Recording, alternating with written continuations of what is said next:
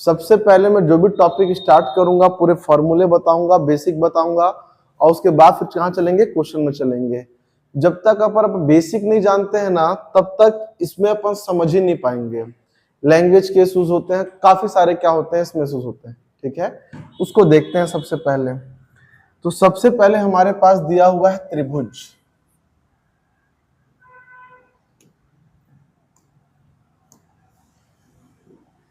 सबसे पहले हमारे पास दिया हुआ है त्रिभुज। अब त्रिभुज क्या है, तो भैया जिसके क्या होते हैं जी, तीन भुजाएं होती हैं। और त्रिकोण कब कहते हैं, जब उसके क्या होंगे, तो तीन कोण हो जाते हैं। ये हमारे पास ए हो गया, बी हो गया, और ये क्या हो गया, सी हो गया। इसके तीनों कोणों का योग, मान लो कि अगर angle A plus angle B plus angle C बराबर कितना होता है, 180। तीनों कोण बराबर भी होते हैं। एक कोण 90 अंश का भी हो सकता है, एक 90 से ज्यादा का भी हो सकता है। कुल मिलाकर मसला यह है कि तीनों को मिलाकर 180 होना चाहिए, इससे ज्यादा नहीं हो सकता। इसे कहा जाता है त्रिभुज।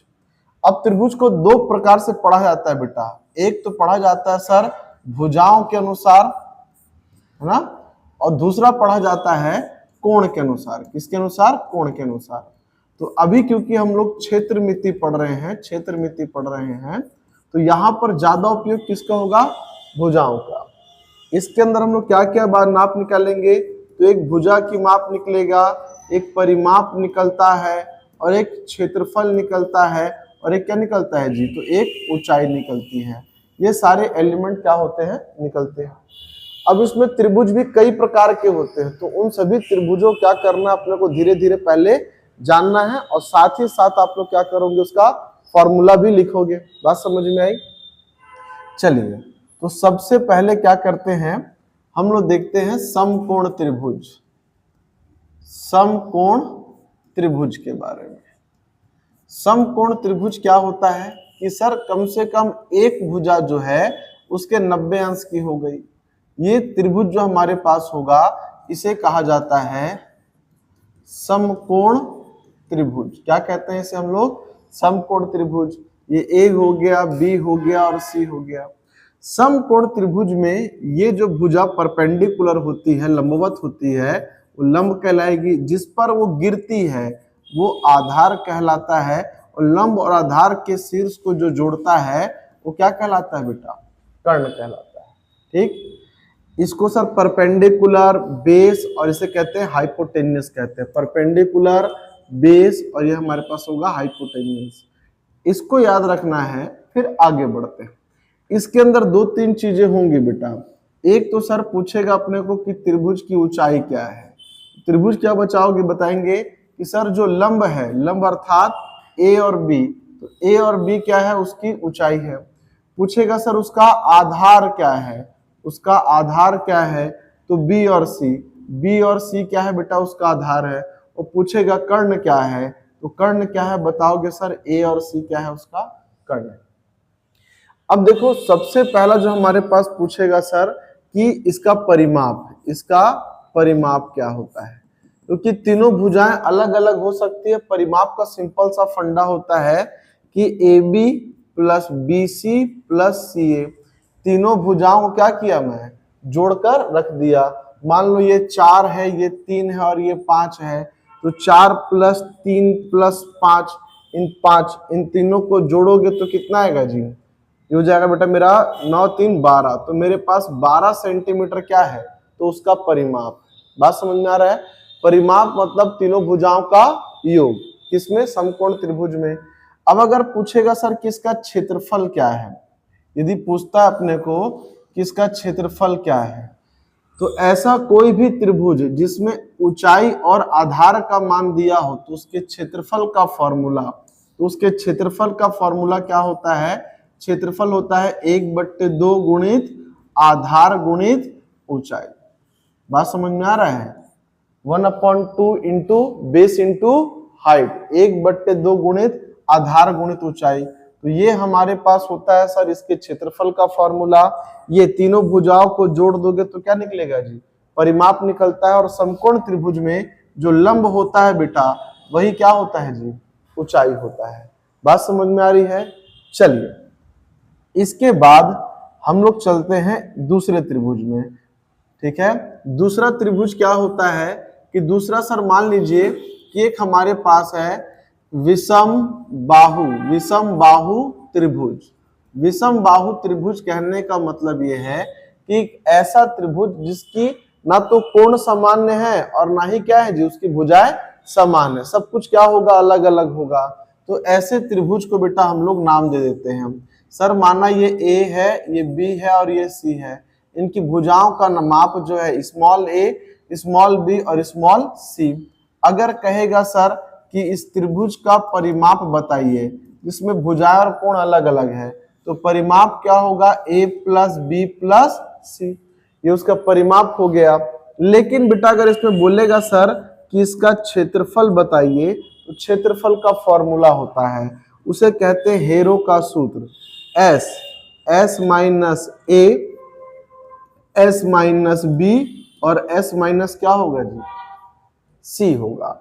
अब इस फॉर्मूले को तो हम लोग सिर्फ दिमाग में रखेंगे, पेपर में बनाते समय इसका उपयोग नहीं करेंगे, लेकिन हाँ इसको स्पीड से सॉल्व करना ही बताऊंगा कि सर 2 लाइन में खत्म कर दें।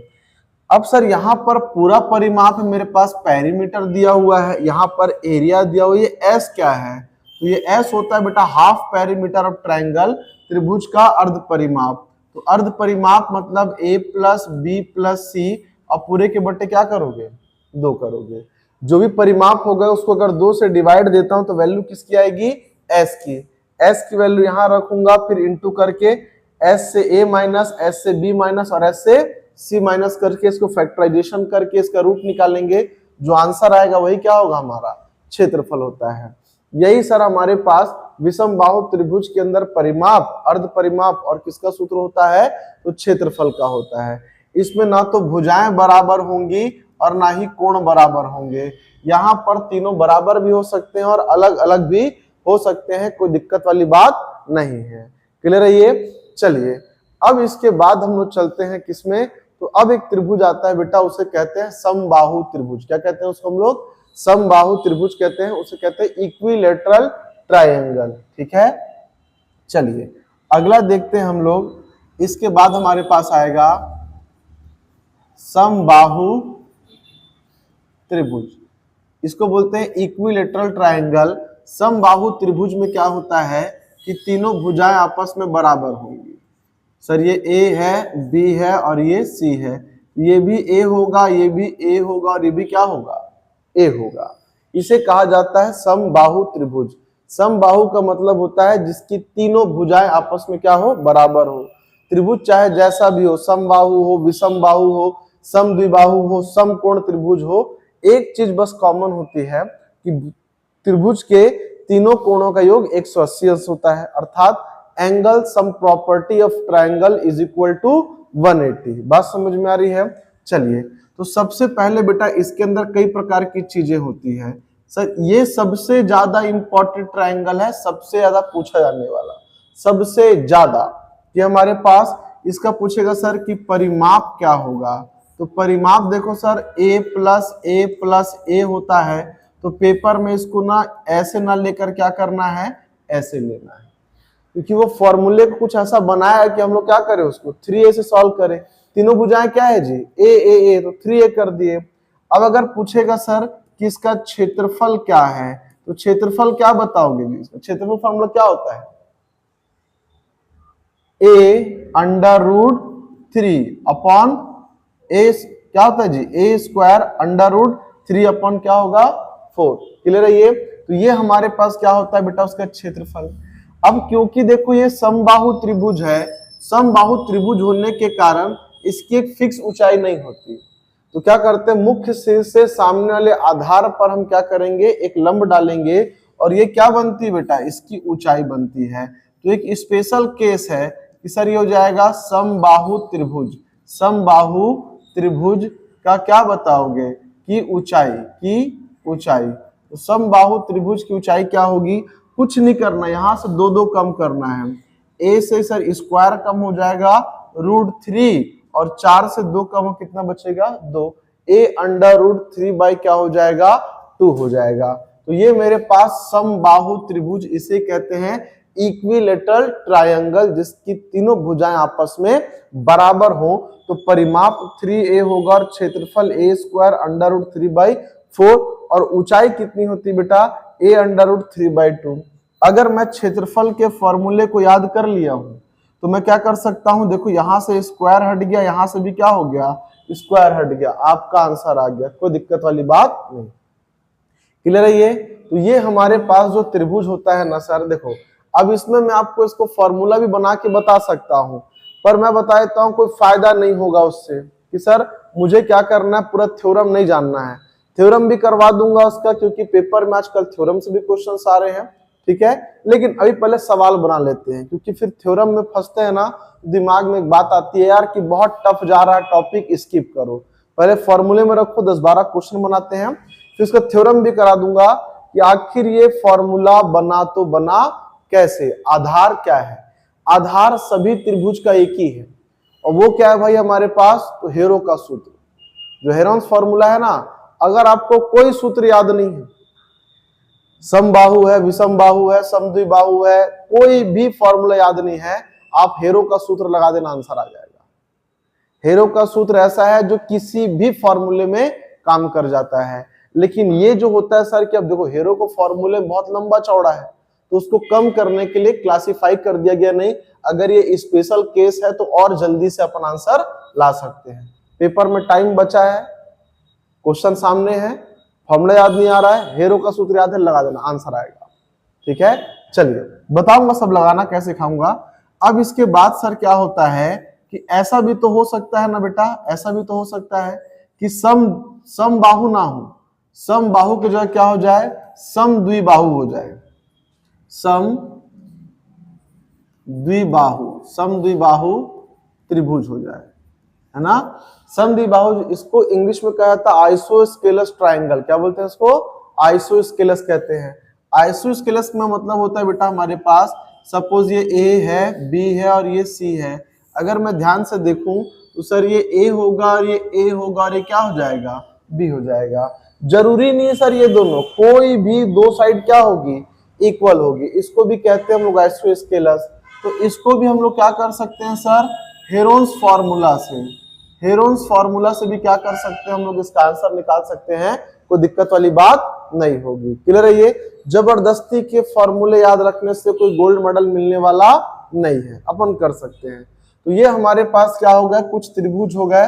अब उसके बाद क्या करना है, उसके फॉर्मूले लगाने, फिर बताऊंगा कि शॉर्टकट कैसे निकालना होता है। शॉर्टकट वॉटकट जैसी कोई चीज नहीं होती भाई। एक्चुअल में क्या होता है, किसी सवाल को बनाते समय मैं अपने मैथमेटिकल कैलकुलेशन के बेसिस पर और क्षमता से कितनी सारी चीजों को स्किप कर सकता हूं, बिना लिखे काम चला सकता हूं। जितना मेरा सवाल छोटा हो गया, टीचर वहीं पर क्या करता है, बताता है कि ये शॉर्टकट है। बच्चा क्या करता है, उतना कैलकुलेशन कर नहीं पाता है, तो उसको लगता है यार कि मेरा प्रोसेस लेंथी है। कुछ नहीं है, सब डिपेंड किस पे करता है, तो कैलकुलेशन पे। कितना कैलकुलेशन आप मेंटली कर सकते हो, तो ध्यान से सुनेंगे बेटा, है ना। सबसे पहले दिया सर हमारे, गुड मॉर्निंग, कहता है सर हमारे पास किसी त्रिभुज की भुजाएं क्रमशः 15 सेंटीमीटर, 30 सेंटीमीटर, कितनी सेंटीमीटर है, 14 सेंटीमीटर है। तो भाई मेरे पास एक त्रिभुज है, एकदम बेसिक से बता रहा हूं, स्पीड आगे पकड़ लिया जाएगा, डोंट वरी अबाउट इट। एक 15 है, एक 13 है और एक कितना है जी, तो 14 सेंटीमीटर है। क्लियर है ये? आपको दिख रहा होगा सर ये विषम बाहु है। कैसा है ये, तो विषम बाहु त्रिभुज है हमारे पास, जिसमें तीनों भुजाएं अलग अलग है। अब उसमें बोला क्या है बेटा, क्षेत्रफल को ज्ञात करने के लिए।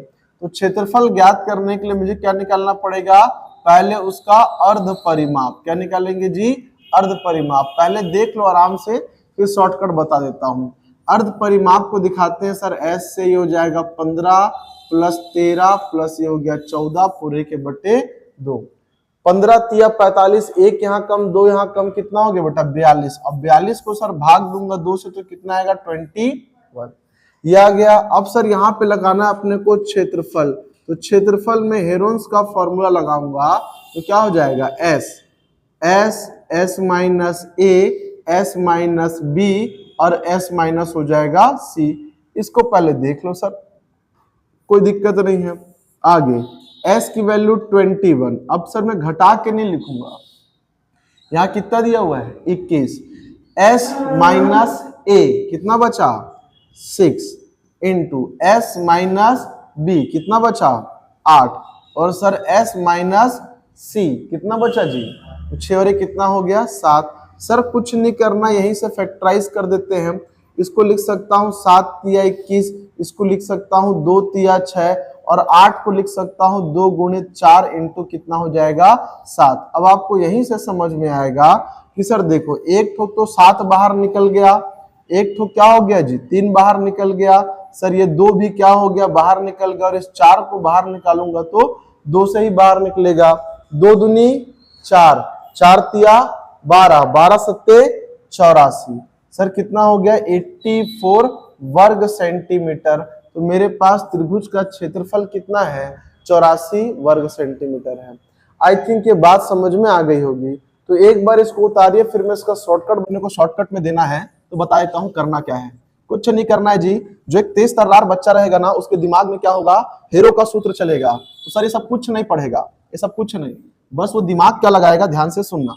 वो देख रहा है सर किसी त्रिभुज की भुजाएं क्रमशः 15, 13 और कितनी है 14 सेंटीमीटर, क्या निकालने बोला है क्षेत्रफल। उसका दिमाग वही हिंट कर रहा है सर कि क्या है ये तो विषम बाहु त्रिभुज है। क्या लगना है इसमें हेरोन्स का फॉर्मूला लगना है। अब हेरो का फॉर्मूला तो सर मेरे दिमाग में चल रहा है ना। मैं अर्ध परिमाप 15 और 13 28 14 42, 42 का आधा करूं कितना आएगा 21 आएगा। कितना आएगा 21। सर पहला नंबर हो गया मेरा 21, 21 में से 15 गया 6, 21 में से 13 गया 8 और 21 में से 14 गया 7। बात समझ में आ रही है मैं क्या कह रहा हूं। सर ये 3 सत्ते हो जाएगा 21, ये 2 तिया 6 और सर यहाँ पर हो जाएगा मेरे पास 2 चौके 8 और इंटू हो गया ये 7। सर यहाँ से यहाँ 7 हो गया, यहाँ से यहाँ 3 हो गया, ये 2 एकम 2 हो जाएगा सर वहां पे 2, 2 दूनी 4, 4 तिया 12, 12 सत्ते कितना हो गया बेटा 84। तो पेपर में अपन इतना नहीं कर सकते क्या जी, बिल्कुल कर सकते, लेकिन कब सर मुझे प्रैक्टिस अच्छी होगी तब। बात समझ में आ रही है। वो जो ऊपर की कहानी थी सिर्फ बताने के लिए होता है कि सर वो एक्चुअल में आ कहां से रहा है। जब मेरी प्रैक्टिस हो गई है मैं क्यों टाइम वेस्ट करूंगा। अगला क्वेश्चन देखिए, कहता है सर एक जिसे बनता बनाएंगे बेटा है ना। कहता है सर एक त्रिभुज की कोई भुजा 12 सेंटीमीटर है और इस भुजा से त्रिभुज की ऊंचाई कितना दिया हुआ है 8 सेंटीमीटर। तो अपने को सर त्रिभुज का क्षेत्रफल निकालना है। कोई भुजा 12 सेंटीमीटर है और इसी से सॉरी कोई 12 सेंटीमीटर है, इसी से ऊंचाई कितना है 8 सेंटीमीटर। तो जिससे ऊंचाई जाती है ना बेटा भुजा क्या कहलाता है आधार, और ऊंचाई तो दिया ही हुआ है सर। तो ऐसे कंडीशन में मेरे पास क्षेत्रफल निकालने के लिए मैं आपको एक फॉर्मूला बताया था कि 1/2 गुणित आधार गुणित क्या हो जाएगा जी ऊंचाई हो जाएगा। तो ये 1/2 होगा, आधार का मान 12 ऊंचाई का मान 8। सर 4 से काटूंगा 12 चौक कितना होगा तो ये 48 सेंटीमीटर स्क्वायर हो जाएगा। ऑप्शन नंबर क्या हो जाएगा 1। और एक बात और याद रखना कि क्षेत्रफल हमेशा किस में आता है बेटा स्क्वायर में, लंबाई सेंटीमीटर में आएगा, एरिया स्क्वायर में, और जो आयतन होता है वो क्यूब में आता है, वॉल्यूम किस में आता है हमेशा क्यूब में आता है। बस इतना ही करना है सर। तो सारा खेल किसका है कंसेप्ट का, कंसेप्ट और उसके बाद फॉर्मूला मेरे को आता है कि नहीं है। दैट्स इट, बन गया सभी से। ये नेक्स्ट कर दें इसको, हो जाएगा ना ये। चलिए इसको ट्राई करेंगे। क्वेश्चन नंबर 3 को देखिएगा। कहता है सर 12 सेंटीमीटर 18 सेंटीमीटर और 26 सेंटीमीटर भुजा वाले त्रिभुज की तीनों भुजाओं के मध्य बिंदुओं को मिलाया गया, इसके ठीक बीच में बने त्रिभुजों का क्षेत्रफल कितना होगा। तो मेरे पास पूछा सर त्रिभुज का क्षेत्रफल कितना होगा, ए बी और दिया हुआ है सी। ये 12 सेंटीमीटर, ये 18 और ये सपोज कितना हो गया 26। अब सर 12 के बीच से मिलाया होगा तो इधर 6 होगा, इधर 6 होगा, 26 के बीच मिलाया इधर 13, इधर 13, 18 के बीच से मिलाया तो इधर 9 और क्या हो गया जी इधर 9 हो गया। तो बेटा ये जस्ट इसका अपोजिट, ये 18 इसका अपोजिट, ऐसे करके क्या होगा हमारे पास एक नया त्रिभुज बनेगा। और इसकी भुजाएं कितनी होंगी सर, तो एक भुजा मेरे को 9 मिलेगा, एक मिलेगा 13 और कितना मिलेगा 6। जस्ट क्या मिलता है उसका आधा मिलता है। तो त्रिभुज को मेरे को नया परिमाप हेरोन्स के फॉर्मूले से बनाऊंगा तो बेटा कितना होगा, ये 19 और 9 कितना हो गया 28, 28 का अगर मैं आधा करूं तो कितना आ गया जी 14 आ गया। सर हेरोन्स का फॉर्मूला लगाना है, क्योंकि मैं अगर फॉर्मूला समझ गया हूं तो डायरेक्ट लगाऊं, पहले s लिखूंगा, s कितना है 14, तो 7 दूनी 14, डायरेक्ट फैक्टराइज कर देते हैं। फिर 14 में से 13 गया कितना बचा 1, 14 में से 6 गया 8 बचा, उसको लिख सकता हूं 2 गुणित 4, और सर 14 में से 9 गया 6 कितना आएगा जी 5, क्या लिखूंगा डायरेक्ट उसको मैं 5 लिखूंगा। बात समझ में आ रही है सर। देखो इसका पेयर बनेगा और इसका पेयर बनेगा तो 2 2 4 बाहर आ गया, अंदर में 7 पंचे कितना बचेगा तो 35 बचेगा। तो सर ये हमारे पास क्या होगा उसका क्षेत्रफल होगा। ध्यान से सुनना, मूल त्रिभुज, अब आंसर क्या दिया सर हमारे पास, मूल त्रिभुज के क्षेत्रफल का क्या होगा, आधा होगा। मूल त्रिभुज के क्षेत्रफल का क्या होगा, 1/4 होगा। मूल त्रिभुज के क्षेत्रफल का 1/3 होगा और मूल त्रिभुज के क्षेत्रफल के क्या होगा, बराबर होगा। सबसे पहली बात सर, ये तो डायग्राम देखकर ही समझ में आ गया, अगर मेरे को क्षेत्रफल निकालने ना बोला है, क्योंकि यहाँ पे ऑप्शन क्या दिया है बेटा, मेरे को थ्योरी में दिया है। तो अब समझना है कि जैसे ही मैं इस बड़े त्रिभुज के अंदर एक और त्रिभुज बनाया, त्रिभुज के कितने हिस्से हुए, 1 2 3 और 1 4, और जो बना है सर वो 4 में क्या है, 1 है। तो सर आंसर क्या आ रहा है यहाँ पर, 1/4 है। अगर आपको नंबर में चाहिए तो 4√35, और अगर आपको डायरेक्ट चाहिए तो कितना होगा सर, वो 1/4 होगा। बात समझ में आ रहा है, 1/3 मत लगा देना, जितने में से सर जितना 1 2 3 4, 4 में से क्या हुआ 1, मतलब क्या होगा, वो 1/4 होगा। बात समझ में आ रही है। एक समबाहु त्रिभुज की भुजा 8 सेंटीमीटर है, त्रिभुज का क्षेत्रफल क्या होगा। मेरे को लगता नहीं कि सर इससे आसान कोई क्वेश्चन होगा। भुजा कितना है बेटा, ए, यहाँ पर भुजा क्या दिया हुआ है, तीनों क्या होगा 8, क्योंकि है क्या ये समबाहु त्रिभुज, तीनों भुजाएं बराबर है। और इसका क्षेत्रफल क्या होता है, तो इसका क्षेत्रफल होता है हमारे पास a² और बाई कितना होता है, 4 होता है। तो यहाँ पर a की वैल्यू कितनी है, 8 × 8, और ये हो जाएगा √3/4। 4 एकम 4, 4 दूनी 8, 8 दूनी 16, 16 √ कितना होगा बेटा, 3 होगा। ऑप्शन नंबर क्या हो जाएगा इसका, ए हो जाएगा। बात समझ में आ रही है। और कुछ नहीं करना यार, टाइम पास वाला क्वेश्चन है, बेजबरन कम टाइम बर्बाद करते हैं इसमें। क्लियर है, ये बन जाएगा सभी से, पीछे प्रतीक बन